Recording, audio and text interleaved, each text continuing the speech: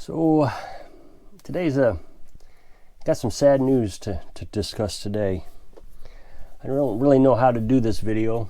Raining and cold outside, so I thought I'd sit in front of the wood stove, we'll start a fire, and we're gonna, I don't know, talk about some things that I'm not sure how to talk about. I'm not a very emotional person, never have been.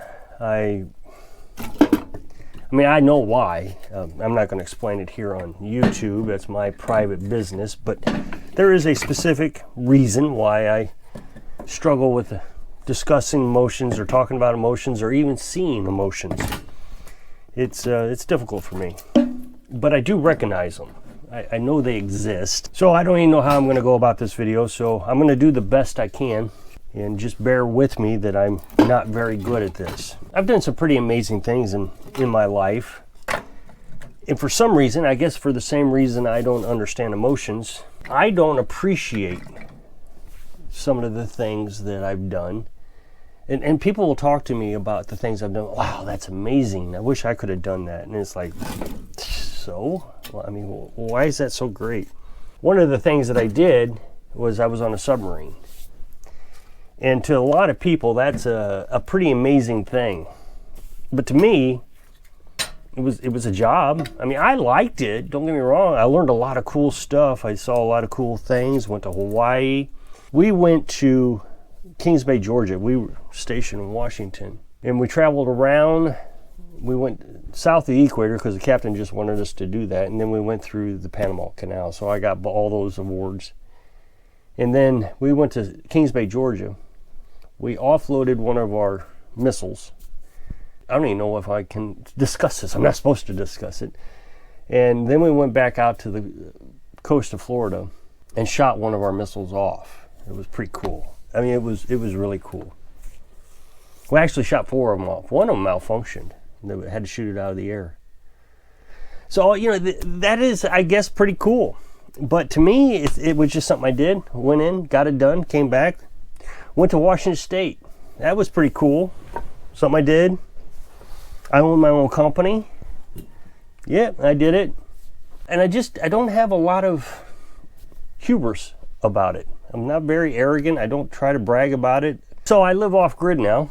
And I guess this is cool. I mean, it's cool to me, not for the same reasons I think it's cool for everybody else. I mean, everybody else I seem to think kind of romanticizes it in their head, and they see Laura Ingalls Wilder. I just made a video about that a while back. Some family moved to Alaska, and they had this big dream of Laura Ingalls Wilder. And then when they got there, they realized, oh my gosh, it's tough. But to me, this is just kind of a stress-free life. You know, I like to say I don't have a job anymore. Of course, I stress about YouTube a lot. So, I mean, YouTube is my job. It's how I make money, and it does okay. I'm not going to ever get rich off it. Well, I keep praying that I'll get rich off of it, but I probably won't ever get rich off of it, realistically. But this is just another thing that I've done. It's all it is. I find it very engineerial, and I don't know, pride. I find a lot of pride in my abilities to engineer all this stuff. Built a tiny house.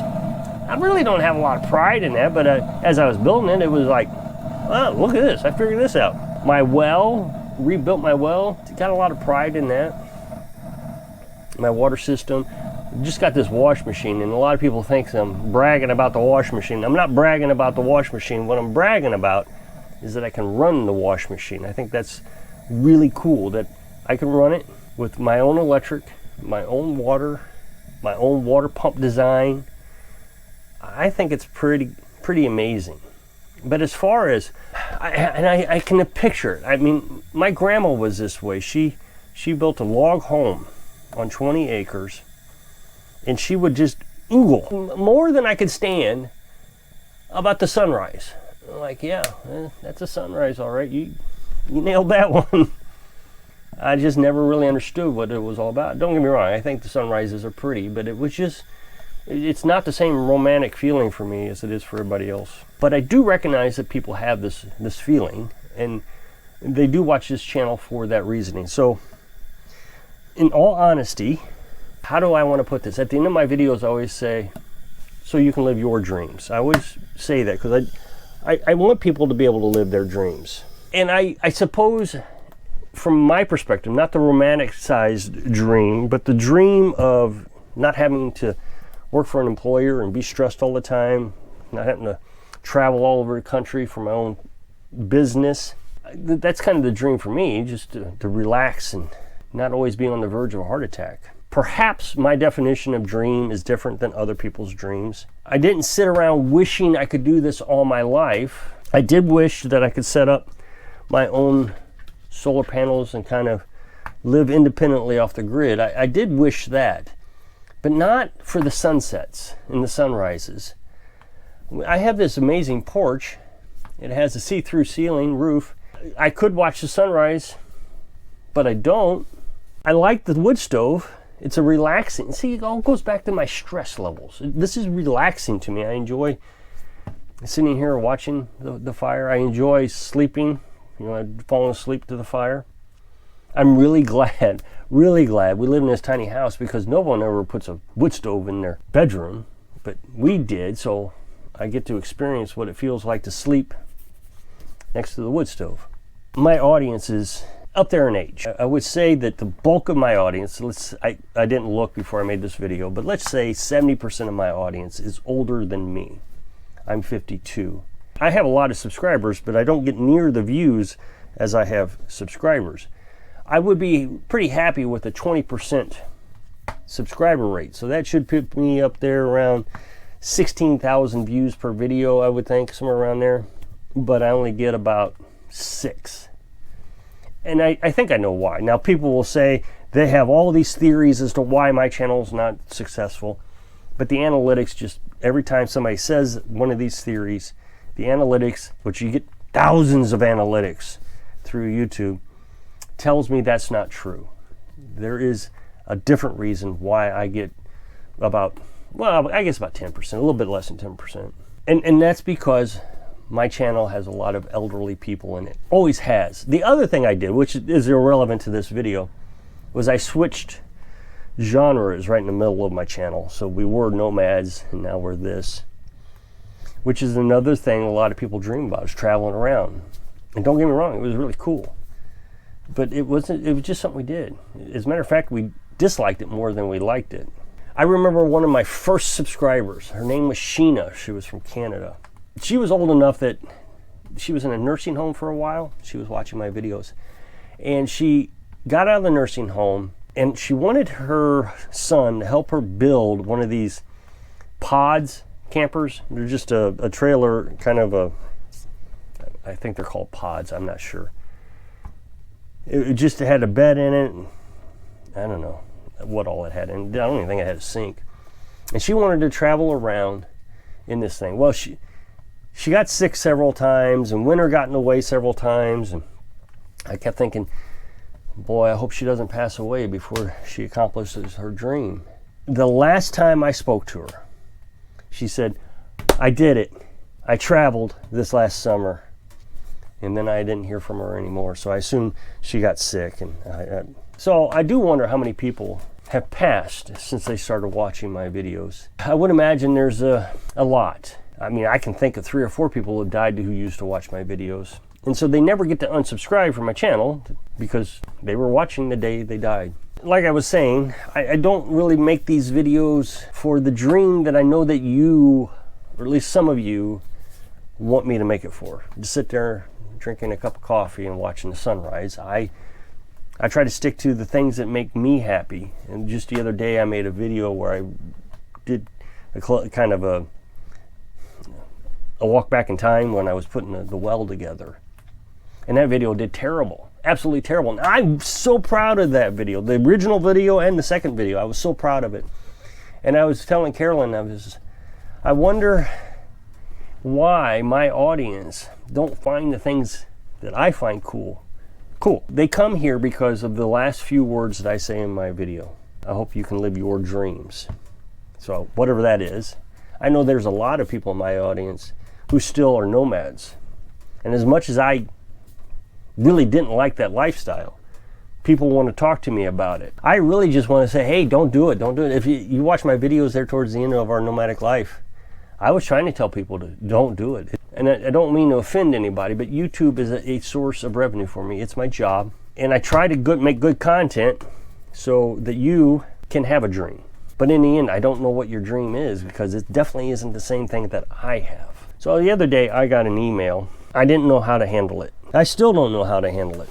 But it's from Jessica Hall. And I'm going to read you the email. Now, typically I don't read on my videos, but this one touched me pretty good. I let Carolyn read it, and I think it touched her too. It says, hello, I wanted to reach out to you and just send an email. My father-in-law loved your channel. Every time a new episode would come out, he would watch it. He'd check it out every day. He'd listen to it as he fell asleep too. He was really a good man, and he was diagnosed in cancer beginning of October and barely made it to November 1, where he peacefully passed away in our home. I just wanted to thank you for helping him keep his dream of the future alive. You did things he always wanted to do and would say, one day I'm going to do that, or I want to do that on my property down south. We live, so she tells me where she lives. I'm not going to share it because my trolls are terrible. And he always wondered how close we were to you. Well, I looked it up, and you live 95 miles away from me. Again, thank you for the entertaining him, and his dreams live on. If you could do a video in memory of him, we would love it so much. If not, that's okay. Thank you for just reading my email. I will continue to watch your videos in memory of him and hopefully learn something. Thank you, Jessica Hall. And his name was Benjamin Hall.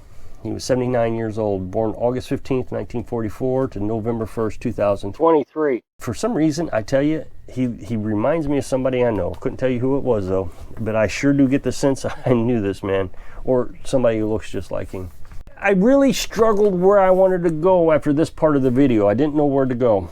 I hope I don't offend anybody, because like I said, I am terrible at this kind of stuff. I don't know what would offend somebody or not. It completely eludes me. Carolyn and I get along so good because she understands that I don't get it.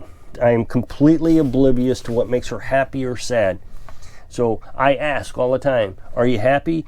That's how I know if you're happy. If you will just accept what I'm going to say here as good intentions, I would appreciate it. Don't wait. Whatever it is you want to do it now. I know a lot of people will say I'm too old or I don't have the money. I never hear I have children. I do hear that I'm married. I hear that one a lot. First thing I want to say about marriage is, if you're married, that is your dream.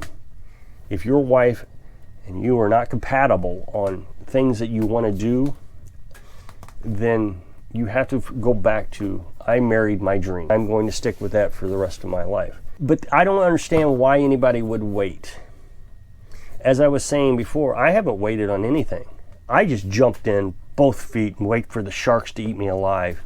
And many times they did.